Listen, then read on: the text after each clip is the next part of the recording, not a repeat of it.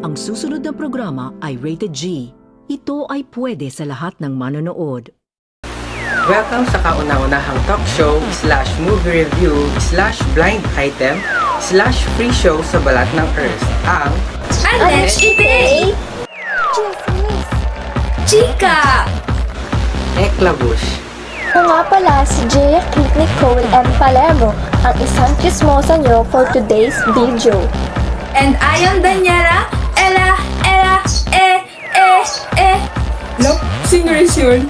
I'm Jan Yulis Ocampo, ang inyong kamarites.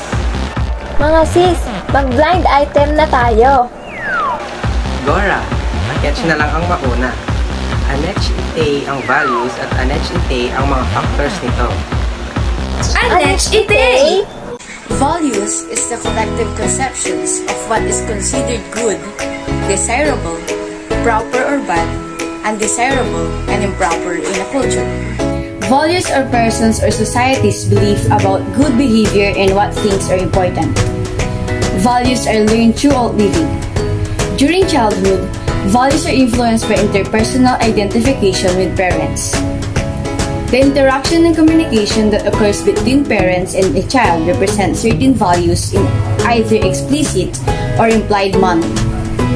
Here are some common factors that influence one's values. First is modeling. One can think of these as an environmental factors wherein the value depends on people that we know and we make interactions to in our daily life. Parents, teachers, and friends are just some of people that become models to person who would later exhibit good values, then you learn it from them. For example, seeing a coworker being responsible and optimistic at work encourages you to be the same. Second, communications of attitudes.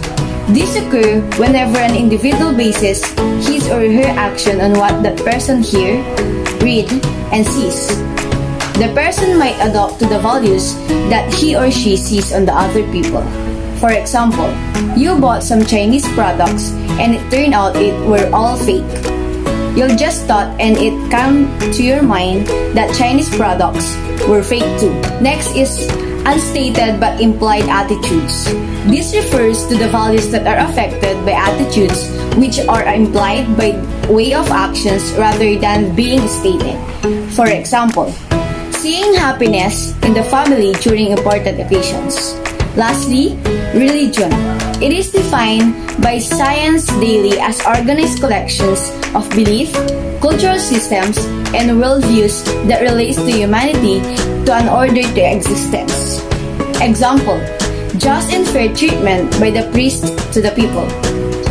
Ako naman mga sis, Affectivity naman ang effect and classification of values.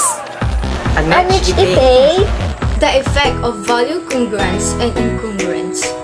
The value congruence create a positive feeling because the individual and organizational values is compatible. But value incongruence create a conflict because the individual and organizational values is not compatible or match. For example, nagkakaroon ng value incongruence kapag ang isang employee is mas prefer niya na mag-work alone. Dahil dun mas nakaka-focus, mas namomotivate, at mas nagiging efficient siya sa kanyang trabaho.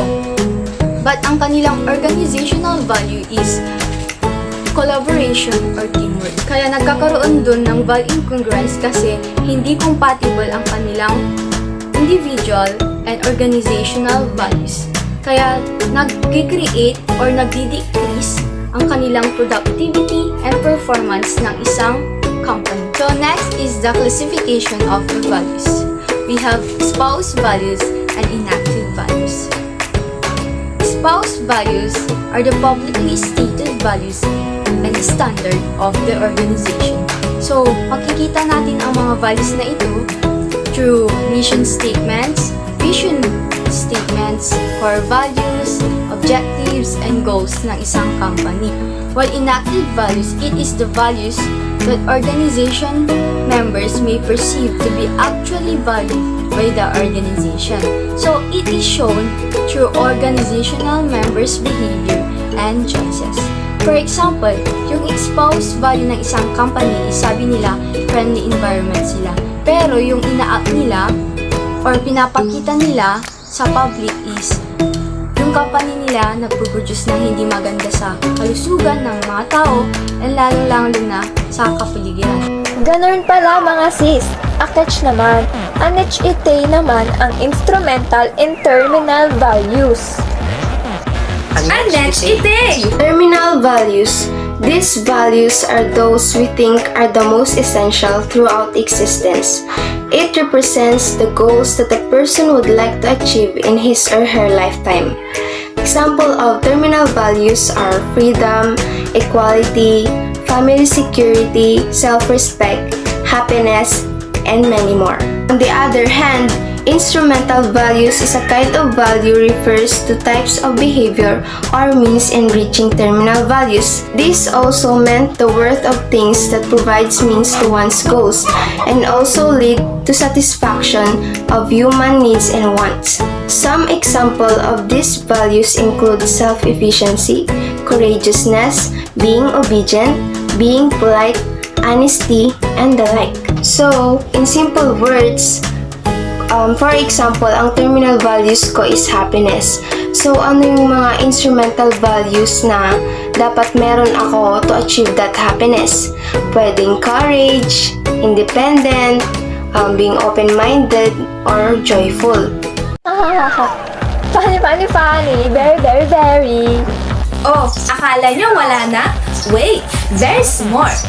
Anech-ite ang attitudes and components of attitudes. Anech-ite?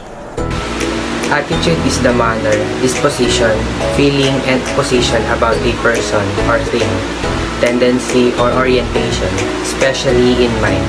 Also, an attitude is a positive, negative, or mixed evaluation of an object expressed at some level of intensity. There are three components of attitude: affective, cognitive, and behavioral component. First is the affective component. The affective component of attitude relates to a person's feelings or emotions in their shaping on attitudes to a person or object. If you feel more positive about someone, you are more likely to address them in a positive manner. Second is the cognitive component. The cognitive component relates to our beliefs and knowledge about someone or a situation that shapes our attitude. For example, if you know dogs bite and this is dangerous, you would adapt your attitude to dogs when you see them because of your knowledge of them. The final component is behavioral. This component involves our actions towards a person or situation. For example, if we have a positive behavior at work and there is a positive environment, we are more likely to behave in a productive manner. What's another story to hear? If you would ask me what makes Nescafe stand out the most, it's because of the quality of its beans. The taste, smooth and creamy. What's another line to say when it's love shared by you? A cup in hand, you know it's worth your while. A cup in hand, you know it's worth your while. A cup in hand, can you just stay for a while? Let minutes turn to moments. Let's sip, let's share. It all starts with a Nescafe.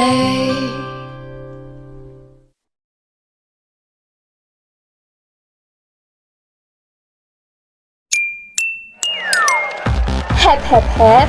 Anech-ite naman ang differences in personal disposition. Anech-ite! Personal disposition. Personal disposition refers to a number of characters that describe one person's behavior in different kinds of situations.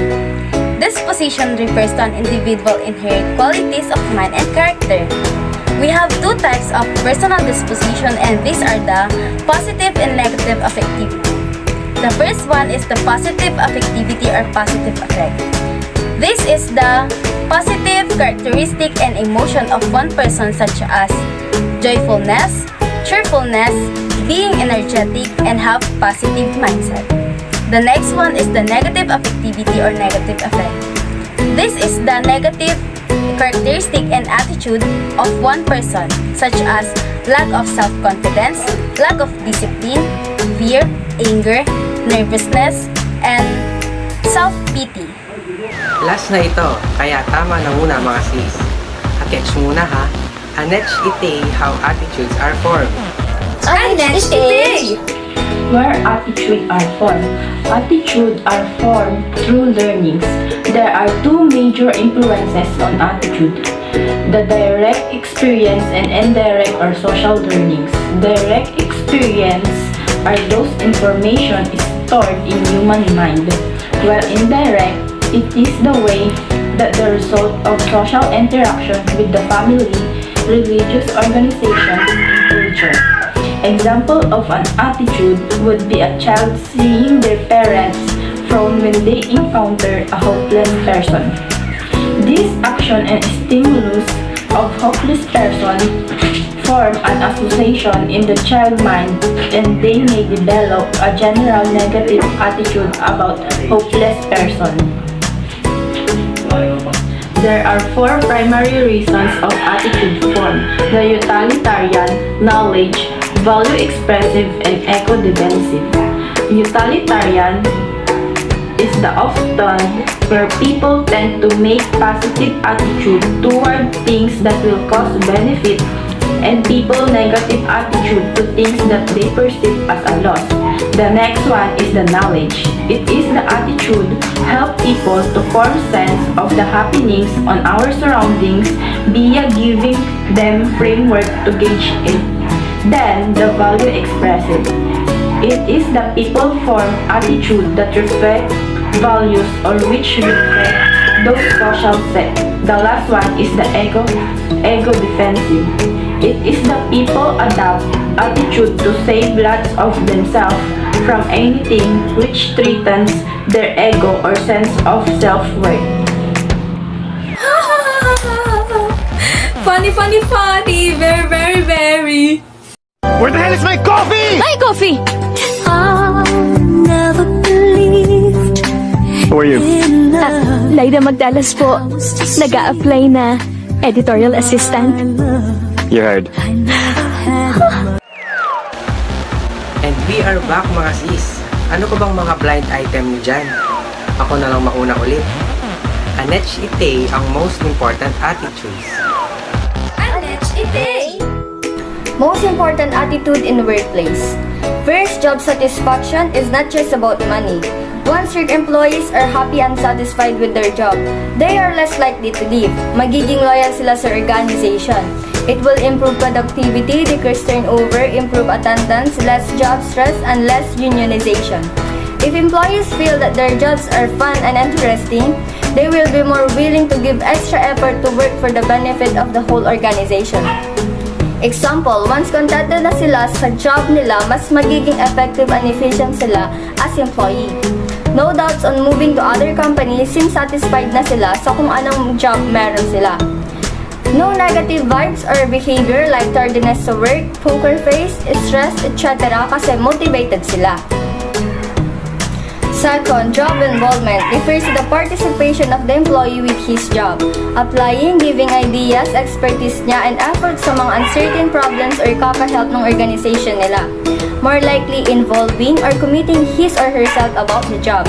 Kunwari, may problema sila sa department nila, magti-take action siya like formulating solutions or options. Magsasuggest siya ng better ways, ganyan. In short, participation or involvement.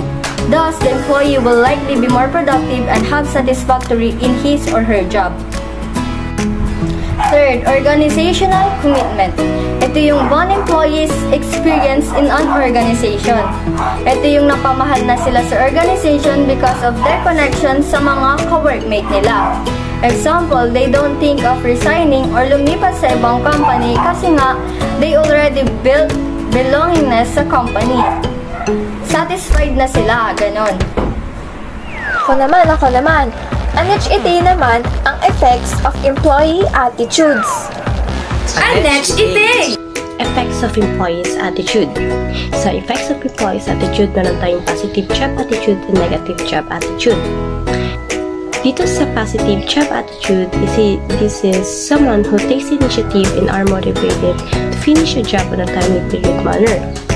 Employees who possess this kind of attitudes gets the work done and motivating others to do the same thing without dwelling on the challenge that are inevitably come up in any job.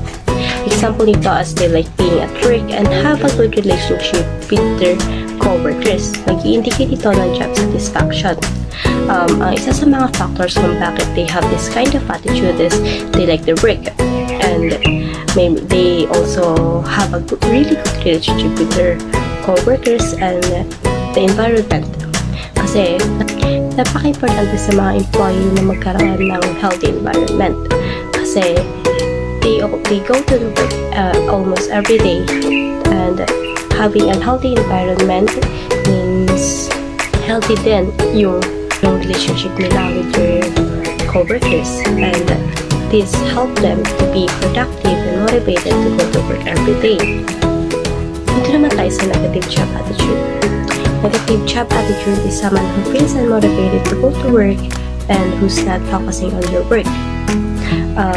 Yung employees who have this kind of attitude, they have bad performances, they are lazy, they are always late, and they have a bad relationship with their co-workers.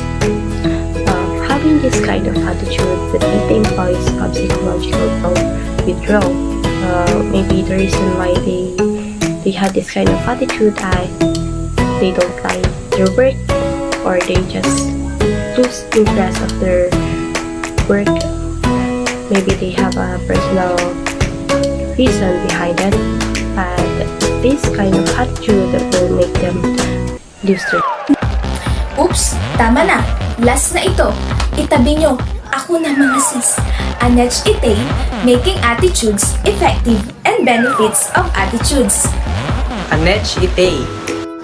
Making positive attitudes work for organization.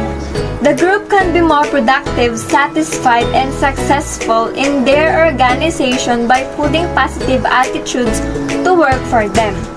Those in charge of hiring an employee should make positive attitudes a requirement before making an offer of employment, while those who have negative attitudes at work should be managed by the employer by forcing them to participate in programs or seminars aimed at changing their negative attitudes. Another method is to create a reward system, which would stimulate and encourage an employee to improve his or her performance.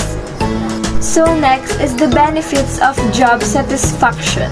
So benefits of job satisfaction includes better life satisfaction, increased productivity, loyalty to the company, improved safety performance, low absenteeism and turnover, not prone to stress and burnout, and a stronger tendency to achieve customer loyalty. Positive thinking and positive attitude improve people's psychological well-being and help them manage better in challenging workplace settings. Employees with a positive attitude will influence their coworkers, making it simpler to interact and get along in the office. Funny, funny, funny. Very, very, very. La la la.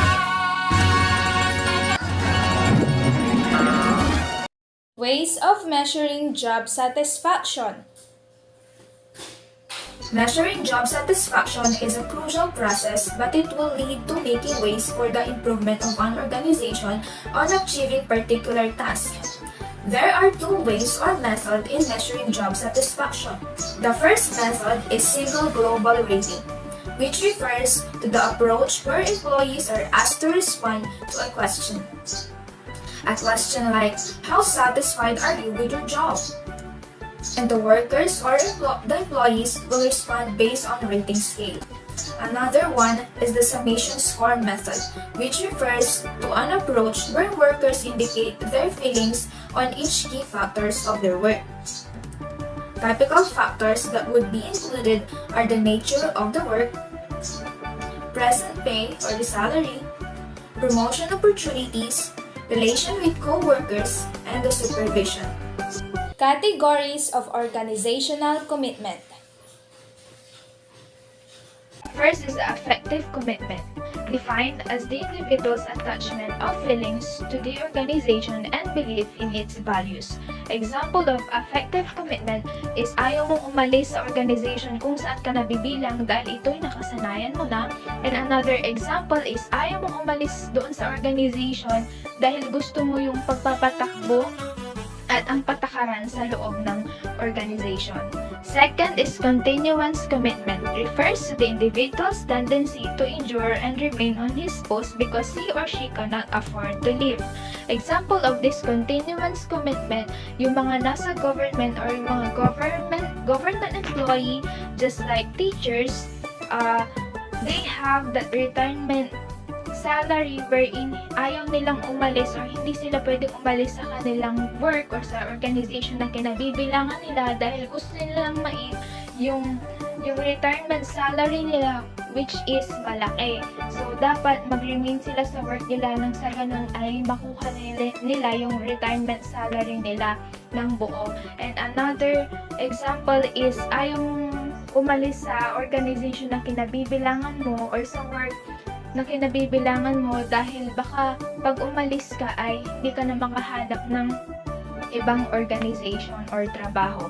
Lastly is normative commitment, refers on obligation to remain on the organization because of ethical or moral reasons. Example of normative commitment is ayaw mong umalis sa organization dahil kakapasok mo lang or ipinasok ka ng kamag-anak mo kaya kahit na gusto mong umalis sa organization kung saan ka inilagay ay hindi mo na lang nanaisin dahil nahihiya ka doon sa kamag-anak mo na nagpasok sa'yo or dahil baguhan ka pa lang at aalis ka na kaagad.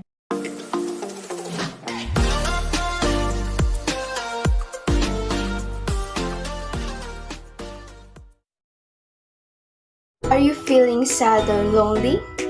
Don't worry because I have a solution for you. Our trivia for today is, did you know that banana can make you feel happy? Well, yes, they do. Apparently, bananas contain amino acids, vitamin B6, and tryptophan, which help our brains produce serotonin, or also known as the hormone of satisfaction.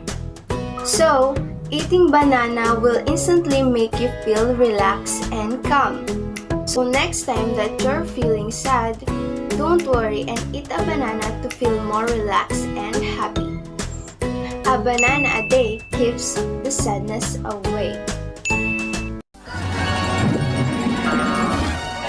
Job satisfaction. Job satisfaction is one of important in any work or job. This leads to improvement of organization and employees' work. There are 7 types or factors rather in job satisfaction: the salary, work itself, opportunity and promotion, quality of supervision, relationship with coworkers, working condition, and job security. Salary or sahod and work itself, the first and one of the most important factors in job satisfaction. Promotion and opportunity. Ito yung magkakaroon ka ng bagong natutunan na hindi mo natutunan sa dati mong trabaho, which is you have the career growth. Quality of supervision refers to the relationship of manager and employees. The relationship with coworkers is one of the best feeling when you are working, dahil isa sila sa dahilan kung bakit masaya ka at may gana kang magtrabaho. They are also your motivation to work. Working condition is the environment factors for the betterment of productivity. And lastly is job security. Job security is one of the most important in job satisfaction. Ito yung wala kang iniisip or hindi ka nag-worry na alisin ka sa trabaho dahil may tiwala ka sa kumpanya at ang kumpanya nyo ay may tiwala sa'yo. One of the heartwarming and important thing is the trust.